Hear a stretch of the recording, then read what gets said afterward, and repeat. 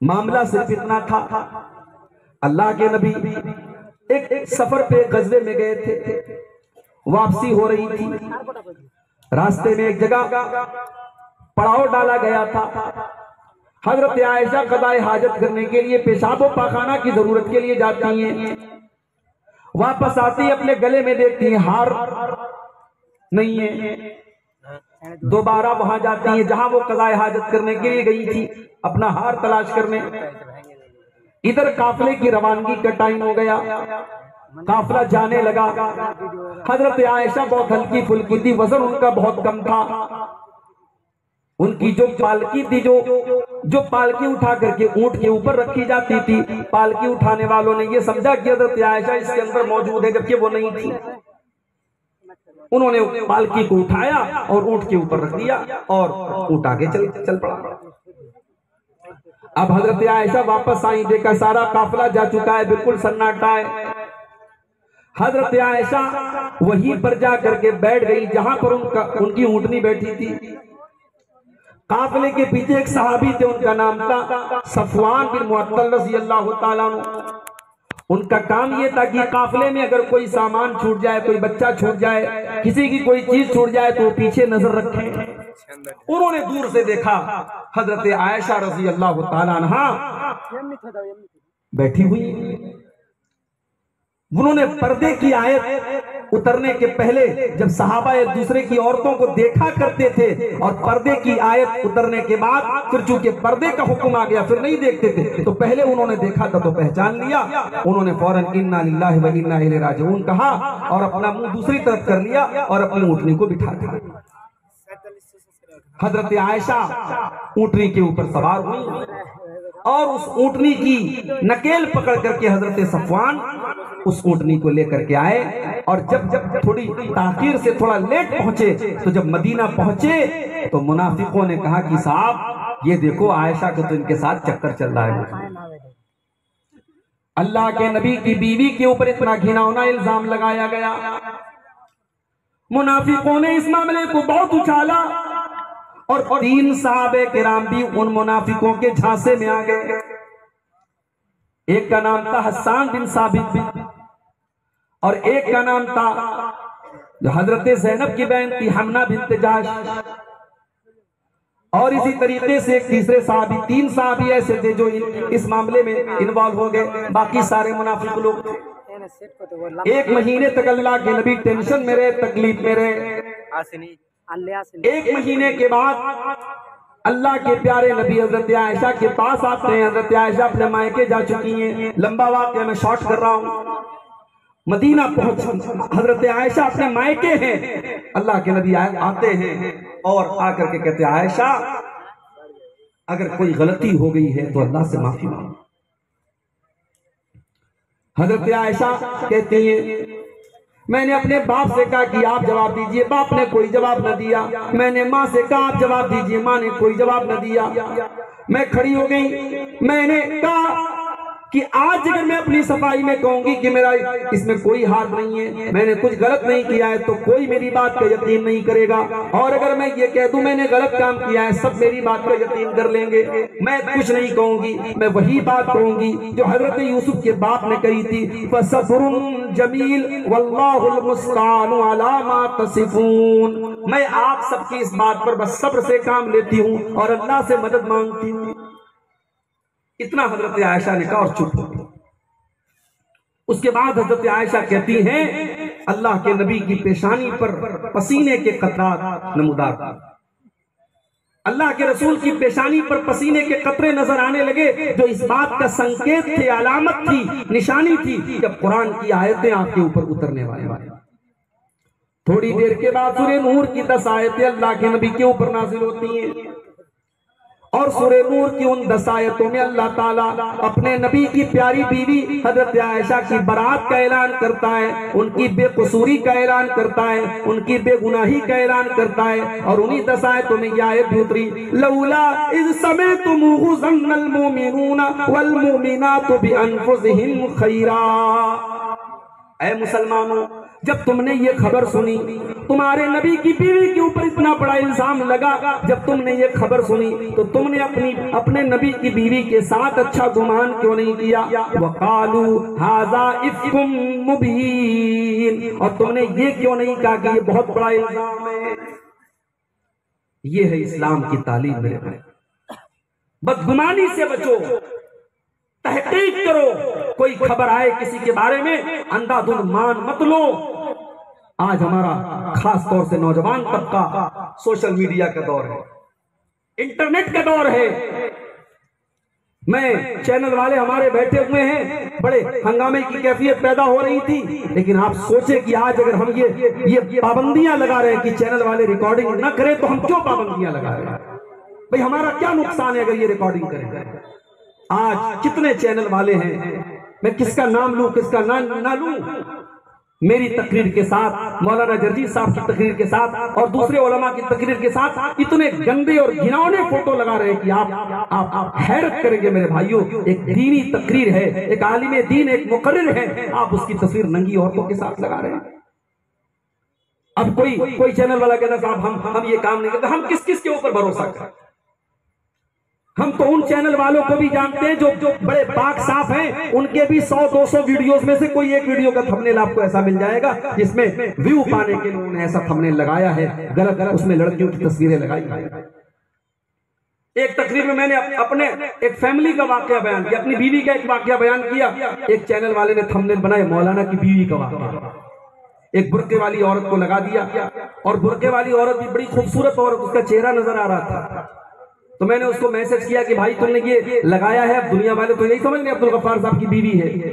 تو اس نے ایک کام کیا کہ اب دوسری عورت کا فوٹو لگا دیا جس کا چہرہ ڈھکا ہوا، یعنی حرکت سے باز نہیں آئی۔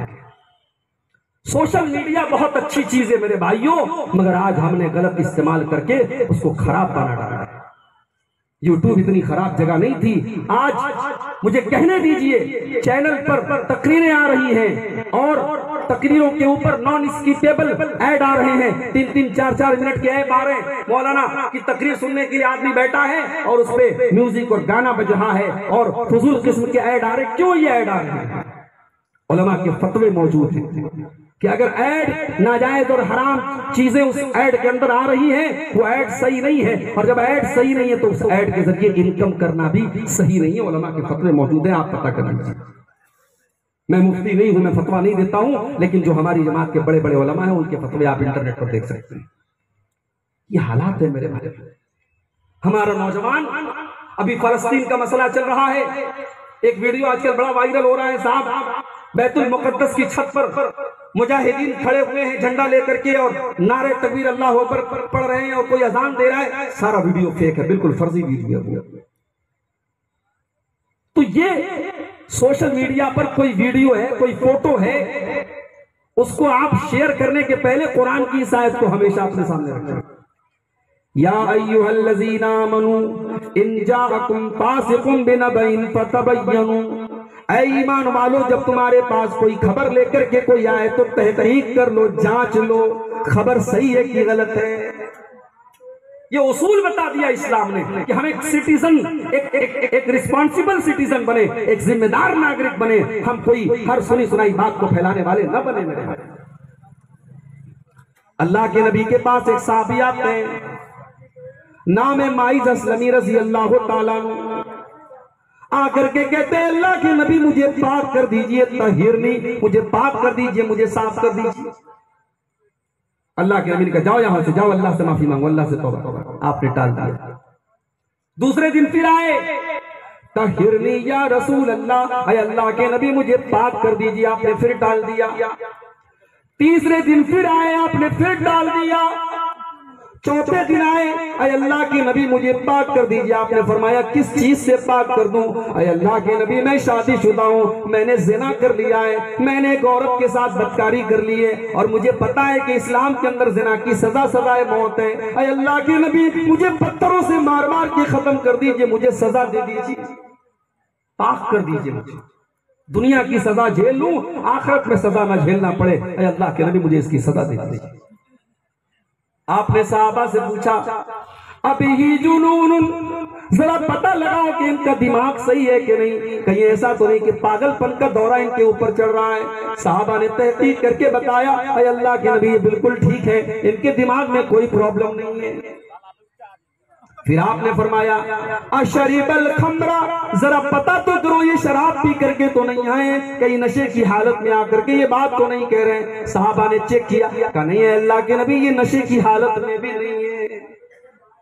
اس کے بعد آپ نے حکم دیا اور گڈھا کھودا گیا اور حضرت ماعز اسلمی کو اس گڈھے کے اندر ڈالا گیا اور پھر رجم کر کے ان کو سزا دے دی گئی۔ اللہ کے نبی نے ڈائریکٹ ان کو سزا نہیں دے دی، آپ نے تحقیق کر لی، اور جب تحقیق کے سارے مرحلے پورے ہو گئے اس کے بعد آپ نے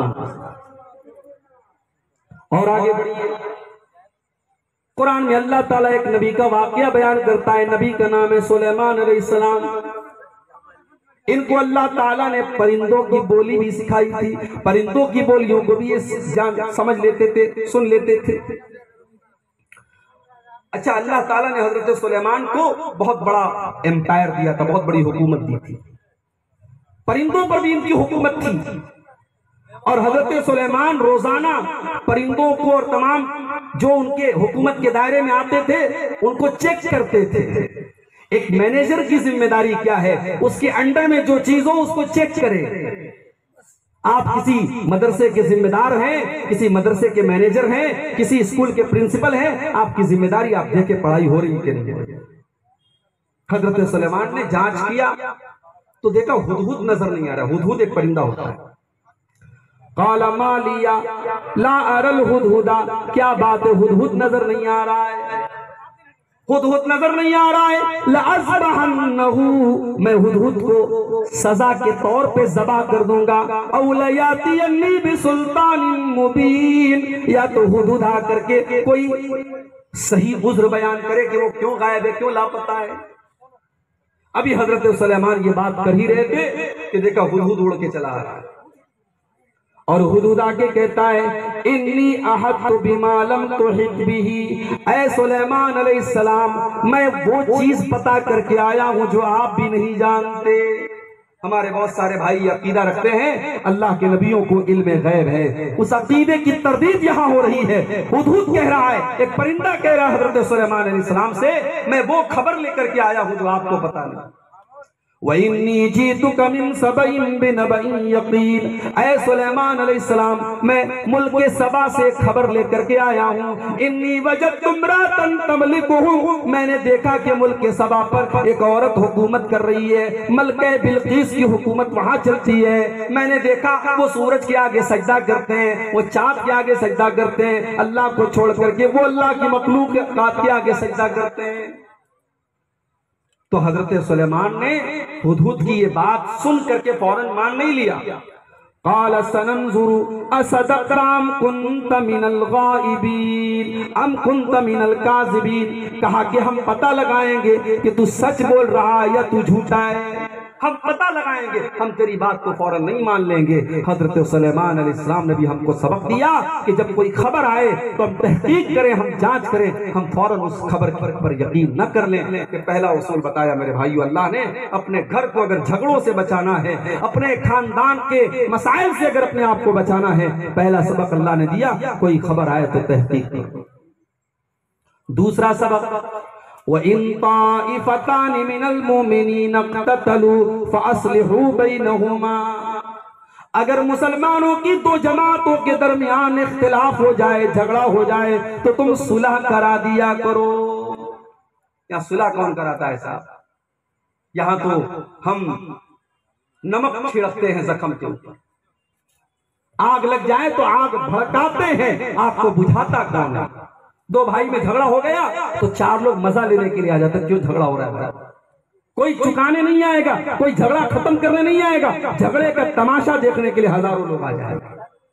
قرآن کیا کہہ رہا ہے؟ وَإِن طَائِفَتَانِ مِنَ الْمُؤْمِنِينَ اقْتَتَلُوا فَأَصْلِحُوا بَيْنَهُمَا، تمہارے دو بھائیوں کے درمیان اگر جھگڑا ہو جائے تم صلح کرا دیا کرو، تم ان کے درمیان میل جول کرا دیا کرو۔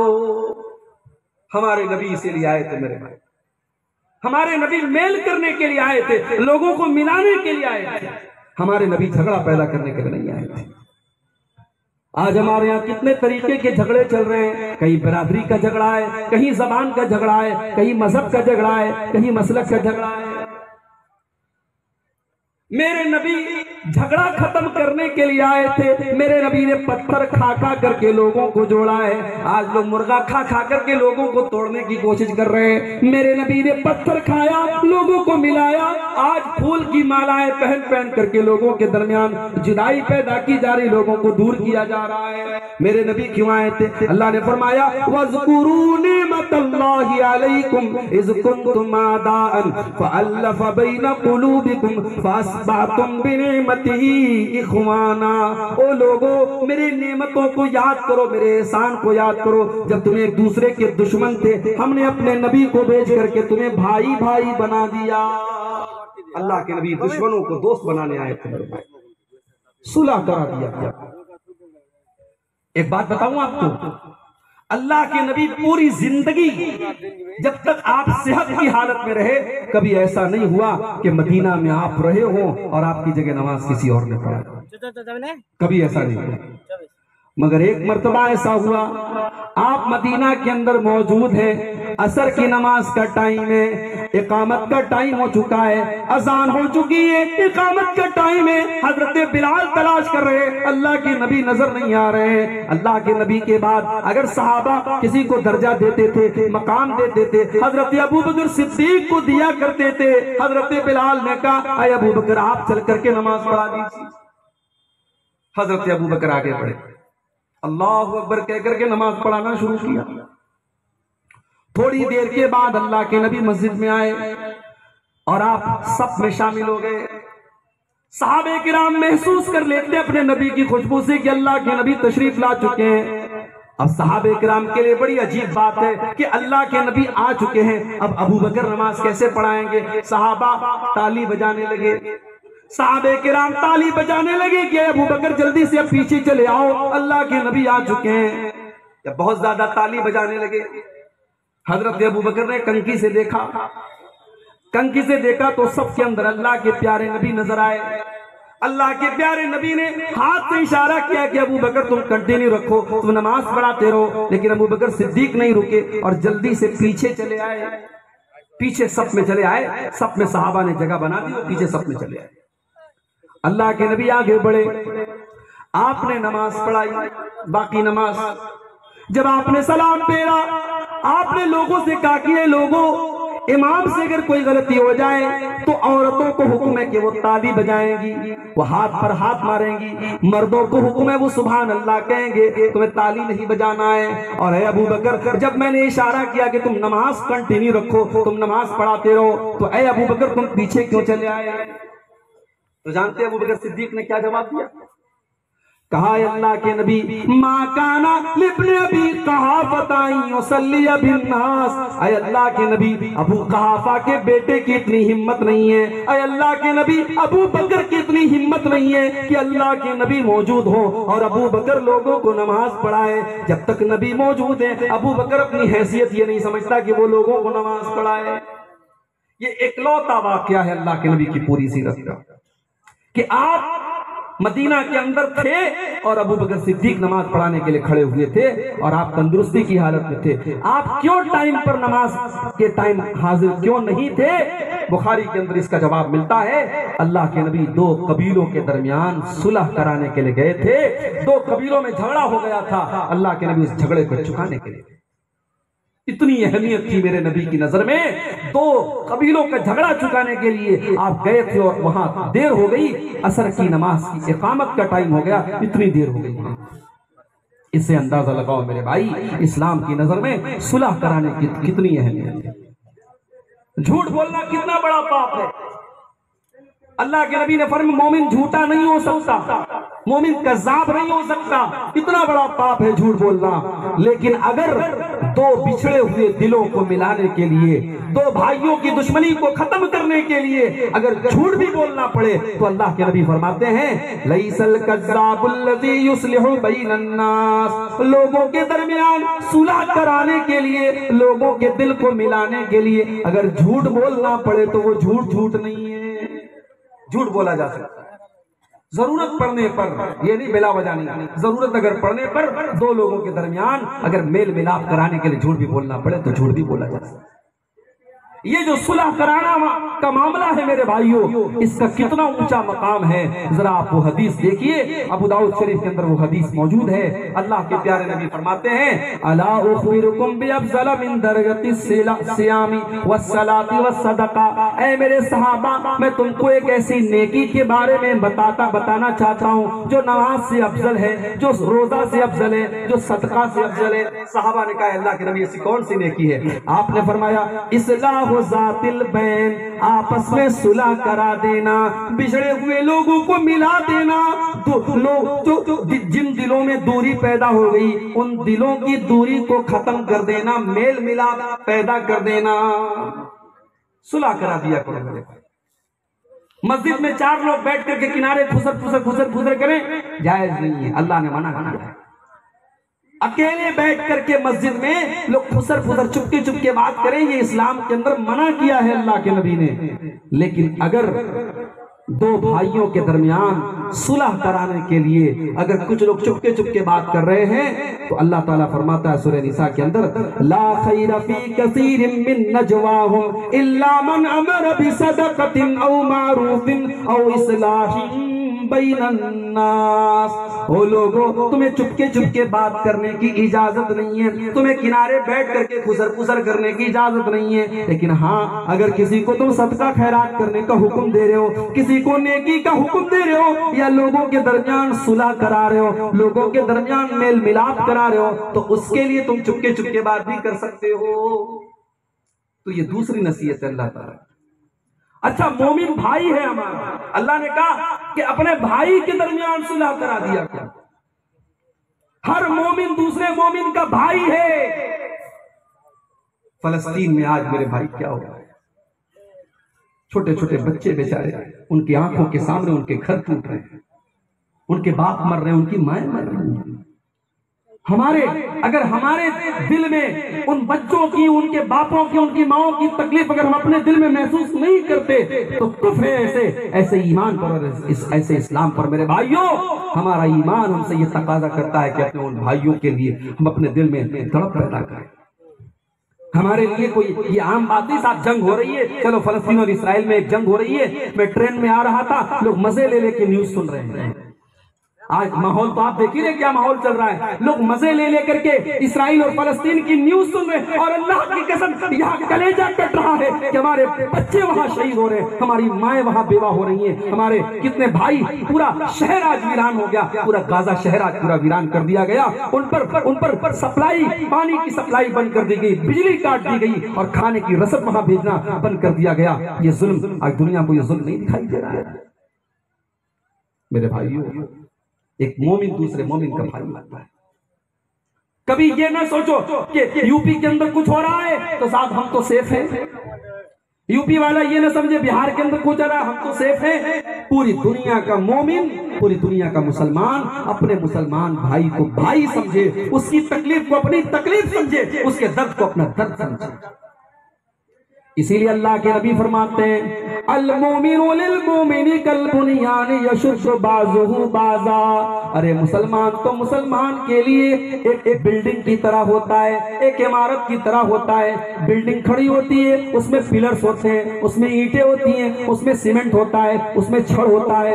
بلڈنگ کا ہر میٹیریل دوسرے میٹیریل کو طاقت دیتا ہے، بلڈنگ کا ہر پارٹ دوسرے پارٹ کو طاقت دیتا ہے۔ اللہ کے نبی فرماتے ہیں مومن کے لیے بلڈنگ میٹیریل کی طرح ہے، جیسے بلڈنگ کا ہر پارٹ دوسرے پارٹ کو طاقت دیتا ہے، مومن کو طاقت پہنچاتا ہے۔ ایک اور حدیث میں اللہ کے نبی فرماتے ہیں مثل المؤمنین فی توادہم وتعاطفہم وتراحمہم کمثل الجسد الواحد، اے مسلمانوں تم آپس میں ایک دوسرے سے اتنی محبت کیا کرو، اتنی ہمدردی کیا کرو، جیسے انسان کا شریر ہوتا ہے، جیسے مانو شریر ہوتا ہے، جیسے انسان کی باڈی ہوتی ہے، انسان کے جسم میں کہیں تکلیف پہنچے پورا بدن بے چین ہو جاتا ہے، پورا بدن تکلیف میں پڑ جاتا ہے، پورے بدن میں بخار چڑھ جاتا ہے۔ آج کل بنارس میں بخار بہت تیزی سے پھیلا ہوا ہے، چکن گنیا کا بخار، شاید آپ نے بھی سنا ہوگا، پورے بدن کے جوڑ میں درد ہونے لگتا ہے۔ बुखार हो रहा है लेकिन पूरा बदन बेचैन है, जैसे इंसान का पूरा शरीर एक दूसरे से कनेक्टेड है, एक दूसरे से जुड़ा हुआ है। अल्लाह के प्यारे नबी फरमाते हैं मुसलमान मुसलमान से जुड़ा हुआ होना चाहिए, मुसलमान मुसलमान का भाई।